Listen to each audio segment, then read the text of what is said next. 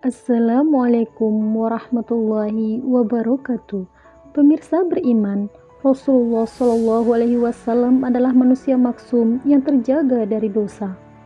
Memang tidak diragukan lagi bahwa budi pekerti serta akhlak Nabi Muhammad Shallallahu Alaihi Wasallam itu sangat mulia dan luhur, sehingga Allah yang Maha Tinggi telah memuji akhlak beliau sebagaimana terdapat di dalam Quran Surah Al-Qalam ayat 4. Sesungguhnya engkau, hai Muhammad, memiliki akhlak yang sangat agung.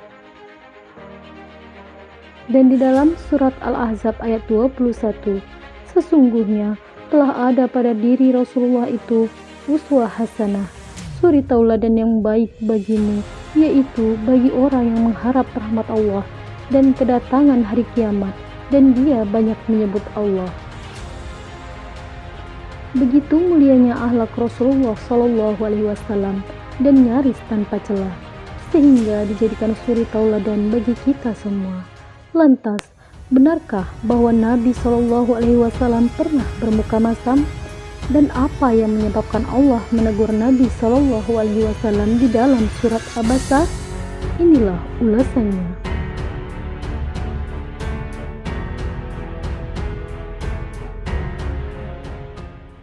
Pemirsa beriman, seperti yang kita ketahui bahwa Nabi Shallallahu Alaihi Wasallam memiliki akhlak yang sangat mulia.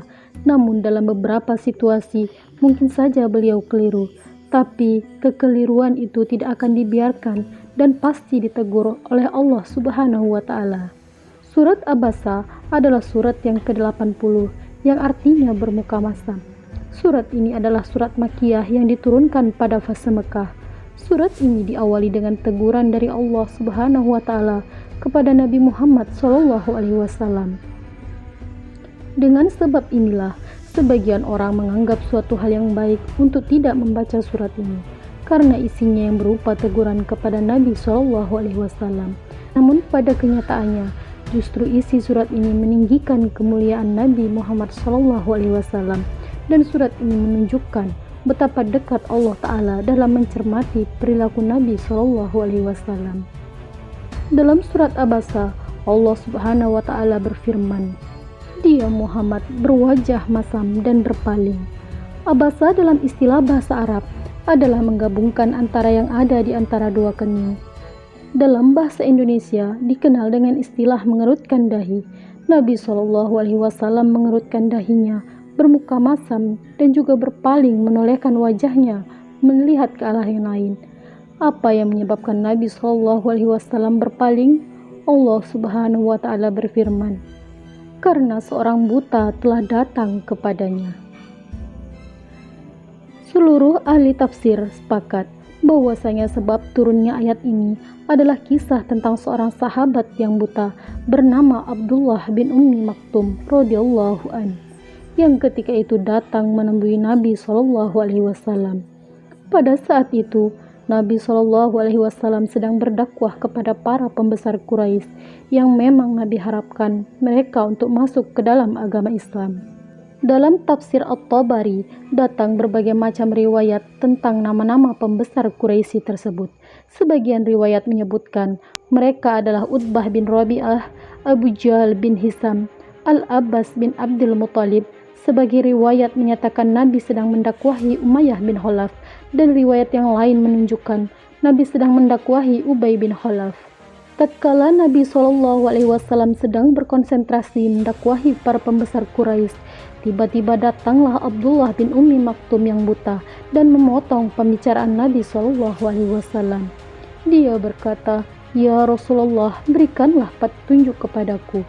Ini yang membuat Nabi Shallallahu Alaihi Wasallam merasa kurang senang sehingga Nabi bermuka masam dan memalingkan wajah karena sedang konsentrasi berdakwah, tetapi tiba-tiba dipotong oleh Abdullah bin Ummi Maktum.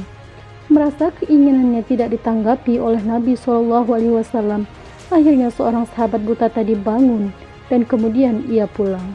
Menurut adab yang berlaku di masyarakat adalah kurang tepat bila kita memotong percakapan orang lain, dan seseorang yang melakukan hal yang demikian akan dianggap kurang sopan. Terlebih lagi memotong percakapan seorang Nabi Shallallahu Alaihi Wasallam yang sedang mendakwahi para pembesar Quraisy. Namun Allah Subhanahu wa Ta'ala Maha Tahu dan memiliki pandangan yang lain. Akhirnya Allah Subhanahu wa Ta'ala menegur Nabi Shallallahu Alaihi Wasallam yang bermuka masam dan berpaling dari Abdullah bin Ummi Maktum, lalu sibuk mendakwahi pembesar Quraisy, kaum elit dan kaya raya. Kemudian Allah Subhanahu wa Ta'ala berfirman, "Dan tahukah engkau Muhammad, barangkali dia ingin menyucikan dirinya dari dosa." Allah Subhanahu wa Ta'ala menegur Nabi Shallallahu Alaihi Wasallam yang tidak menghiraukan Abdullah bin Ummi Maktum. Barangkali dia datang ingin membersihkan dirinya dari dosa. Disinilah Allah menyebutkan maksud kedatangan dari Abdullah bin Ummi Maktum. Dia datang kepada Rasulullah Shallallahu Alaihi Wasallam untuk mencari ilmu, berdasarkan pula dari perkataannya, "Ya Rasulullah Shallallahu Alaihi Wasallam, berilah petunjuk kepadaku." Allah Subhanahu wa Ta'ala berfirman, atau dia ingin mendapatkan pengajaran yang memberi manfaat kepadanya. Kemudian Allah Subhanahu wa Ta'ala menyebutkan tentang orang-orang yang didakwahi Nabi Shallallahu Alaihi Wasallam, yaitu pembesar Quraisy yang sombong dan merasa dirinya tidak butuh Allah Subhanahu wa Ta'ala. Kemudian Allah Subhanahu wa Ta'ala berfirman, adapun orang yang merasa dirinya tidak butuh para pembesar-pembesar Quraisy. Disebutkan dalam tafsir At-Tabari dan berbagai macam riwayat tentang nama-nama para pembesar Quraisy tersebut, yaitu Utbah bin Rabi'ah, Abu Jahal bin Hisam, dan Al-Abbas bin Abdul Muttalib.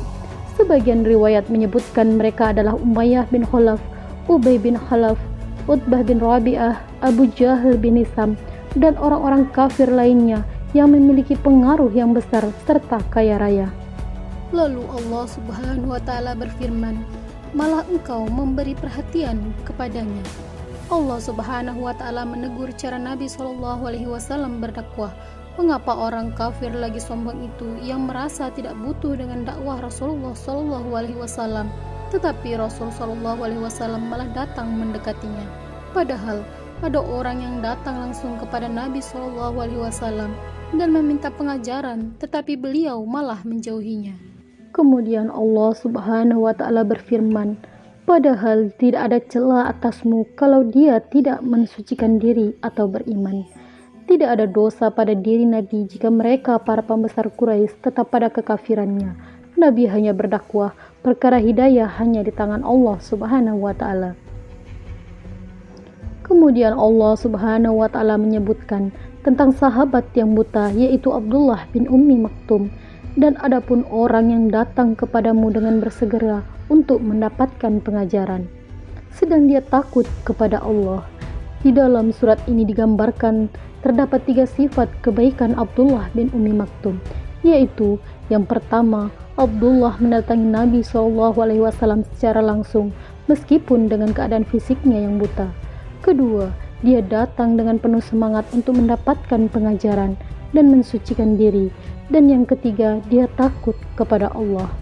Allah Subhanahu wa Ta'ala berfirman, engkau Muhammad malah mengabaikannya.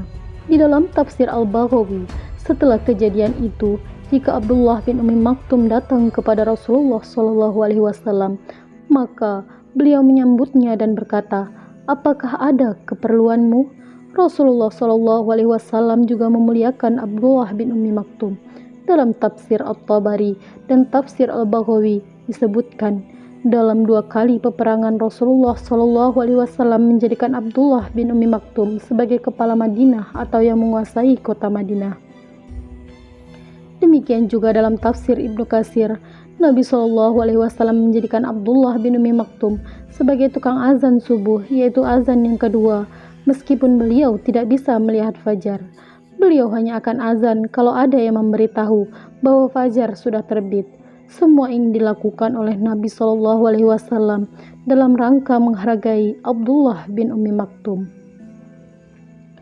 Pemirsa beriman, dari sini dapat diambil pelajaran bahwasanya dalam berdakwah hendaklah tidak pandang bulu bagaimanapun objek dakwahnya, antara orang berpengaruh ataupun orang biasa, antara orang kaya ataupun orang miskin. Ibnu Katsir berpendapat, yaitu surat ini atau wasiat untuk menyamakan manusia antara pembesar maupun yang miskin dalam hal penyampaian ilmu. Surat ini menunjukkan betapa dekat Allah Ta'ala dalam mencermati perilaku Nabi Shallallahu Alaihi Wasallam. Begitu mulianya akhlak Nabi Shallallahu Alaihi Wasallam, beliau tetap menyampaikan ayat-ayat ini meskipun di dalamnya terdapat teguran Allah Subhanahu wa Ta'ala terhadap diri beliau. Sungguh, setiap apa yang dilakukan Nabi menjadikan pedoman bagi umat di dunia. Dalam tafsir Al-Qurtubi menyebutkan bahwa apa yang dilakukan oleh Nabi ini adalah meninggalkan suatu yang lebih utama. Allah Subhanahu wa Ta'ala berfirman, "Dan kami tidak mengutus engkau Muhammad melainkan untuk menjadi rahmat bagi seluruh alam." Quran Surah Al-Anbiya ayat 107.